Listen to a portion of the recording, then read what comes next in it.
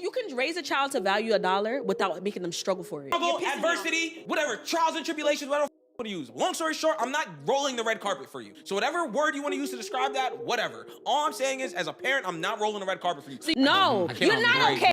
You be on here going off every damn episode. Should your children have to suffer because you did? Are you taking out your past trauma on your kids? Have you asked God to help you heal those wounds? Babies are innocent. You chose to have them. So to make them suffer intentionally is sick. Hey y'all, what's up? It's your girl Kaelyn Ryan, and I'm back again with another video. Before this video continues, please be sure to like, comment, and subscribe. Let me know your thoughts in the comments. I do need to make a couple of shout outs. First and foremost, please be sure to shop with OGCLA.com. OGCLA is a beautiful brand that I've been the brand ambassador of for some time now. The clothes are beautiful, the styles are unique, the fabric and the quality is up there, and I look good. I look good. If you want to be a part of this community and shop and look this good, I say you use my code OGCK at checkout. And on Fridays, be sure to use this code as well and redeem it at checkout before you complete your purchase. Again, that's OGCLA.com. Your girl was booked to cover a story at the SoFi Stadium for Hey Girlfriends Network for the end of summer all-white party. If you have not seen the report, check it out. It's right here. Check it out. What was that? If you haven't seen the report, yeah, right here. And for a behind the scenes look on what took place the day of, preparation, days after, the week after, my lines, rehearsing, trying to get the job done, check out this vlog, the behind the scenes vlog for the SoFi White Party. Without further ado, let's get into this video. I know I'm all chipper and happy and all that, but this video actually is a little like, I won't say uncomfortable, it's just a hard watch. In this next video, there are two different type of parenting styles that are discussed on this podcast. The girl expressing that she'll make her children's life easy in some manner and not try to repeat what's been done to her. And then you have the gentleman on the other end of the spectrum saying that because he went through it, the kids will go through it. Yeah, it's almost as if he's trying to find someone or something as an outlet to have experienced the same thing he did so that he's not alone in his pain. But if the pain that was caused and the things that were done to you were so traumatic, why would you want someone to live what you've encountered, let alone your own flesh and blood, your children, your offspring, your decisions? Let's watch this video. You can raise a child to value $1 without making them struggle for it. Whatever, use whatever vocabulary word you want to use. Struggle, adversity, whatever, trials and tribulations, whatever you want to use. Long story short, I'm not rolling the red carpet for you. So whatever word you want to use to describe that, whatever. All I'm saying is, as a parent, I'm not rolling the red carpet for you. So I don't give a how much you be one of those resources I have. parents that I went through it, so you got to go through it too. That's the parent you're gonna be, not me. And good thing you're not a parent yet. Because that is a horrible way of thinking when it comes to raising children. Your children's gonna grow up to hate your ass. I'm telling you now. So children what? will grow up right. and resent you and hate you because you made them struggle unnecessarily. You grew up with a roof. You grew up with a roof over your head, food in your stomach, clothes in your body, and children need took more care than of that. you. Children need more than that. Real quick, before this video continues, yes, as a parent, you're to teach and instill gratitude, especially for what can be seen as mundane and everyday, like a roof over your head, food on the table, clothes on your back, and shoes on your feet. Those things are blessings. Not everyone, unfortunately, has that. It is a blessing. Absolutely. Absolutely. But hear me out. You chose to have children. So giving them the bare minimum, I feel like that's the obvious. Those are the obvious things that you're supposed to provide.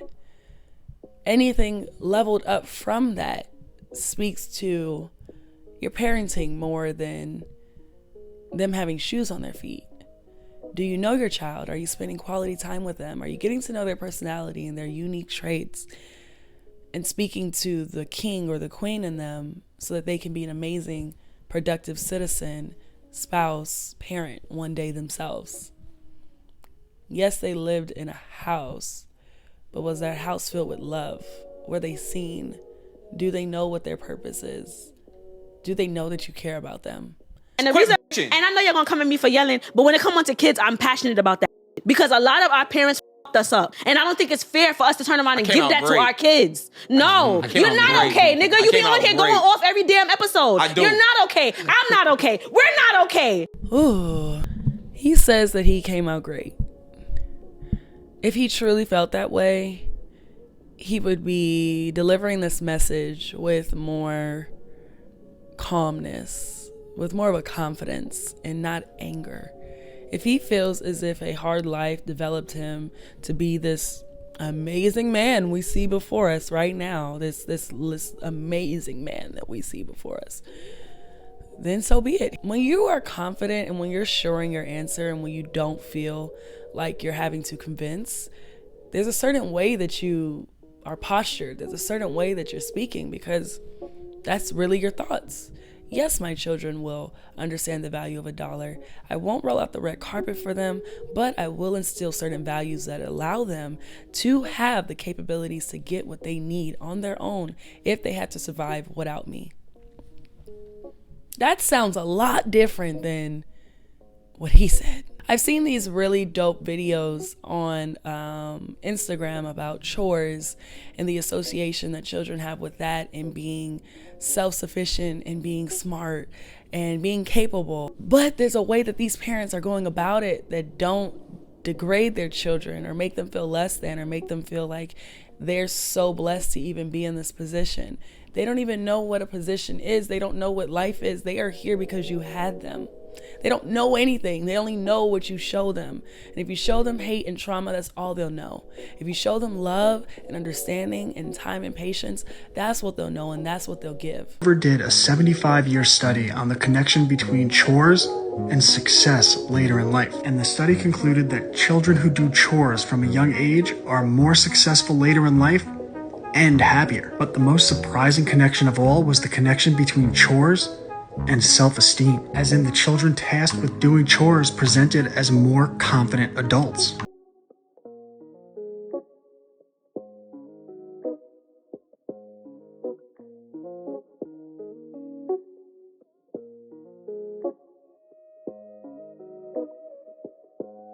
In a world where instead of kicking our children out when they're 18, they come to work with us in our family business, and then when they get married, we give them a house so they don't have a mortgage and a family business so they don't have to find a job. And then we teach them an aspect of the family business so that when we die, instead of just giving them money, we give them a mindset, we give them a skill set, we give them a tool set that they can perpetuate the family's wealth instead of decimating the family's wealth. If you want to raise independent children, try this. The next time you go out for a meal, don't order for your child. Let your child choose and order their own food. I know it sounds like a little thing, but it isn't. They're developing social and communication skills, they're establishing their independence, they're expressing their needs and wants, and they're showing you, the parent, that they are capable of advocating for themselves. Try it and watch them grow up right before your eyes.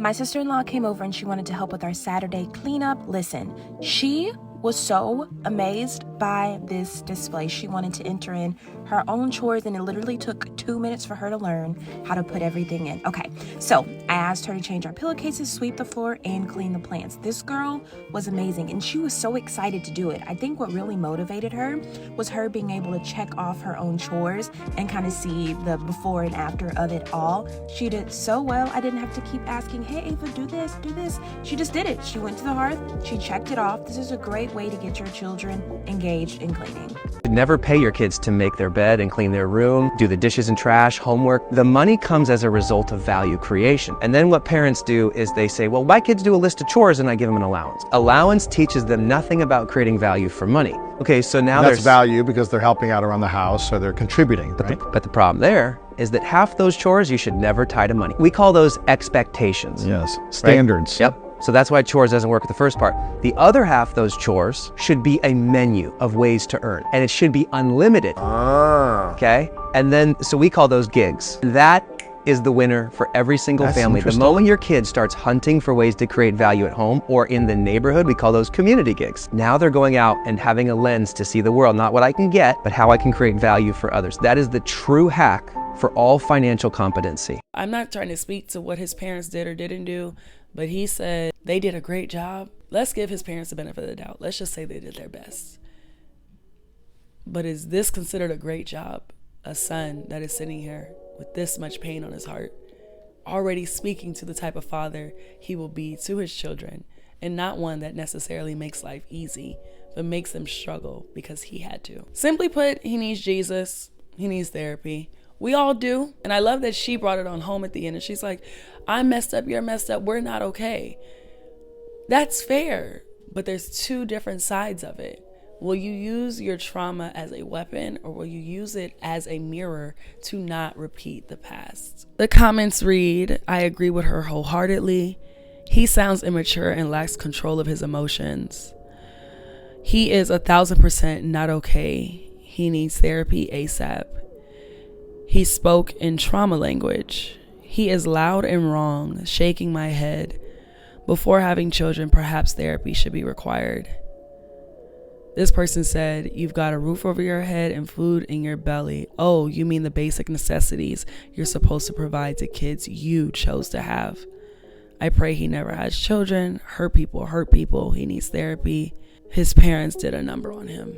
I do believe with the right tools, the right therapy, the right knowledge of identity and who he is in Christ, that this man will be an amazing father, because he technically already has a lot going for himself. He knows what pain feels like, if we could put it that way. So therefore, he won't want to give that to his children. Right now, he's speaking in his trauma language. He's speaking from hurt. But when he's healed one day, he will not weaponize his trauma. He will use that as a tool to not repeat the past. So, but he has to give it to God. He has to give his hurt to God. He just has to. He just has to. Let me know in the comments your thoughts on this video. Do you feel like you understand what he's saying? Do you think that he's justified in his thoughts and in his stance on this topic? Or do you agree with the girl? Do you think that she's right? Let me know. We all are going through this life together. Each one teach one. And I think it's beneficial when we have these discussions, because obviously a lot of us are hurt from whatever, from our past, from our parents, from our childhood, from our friends, from work, from wherever. So let me know in the comments your thoughts on this topic. Remember that Jesus loves you. He adores you. You are the apple of his eye, and he is chasing you every day. Every day. All you have to do is say yes. He's always been there. He's never left your side. Don't forget to watch these videos. Tap in. If you're bored, I have so many for you to watch. And shop OGCLA.com. Use discount code OGCK and Friday on Fridays to get a discount. Thank you guys so much for watching. Don't forget to subscribe. I've been your girl, Kaelyn Ryan, and I'll see you next time.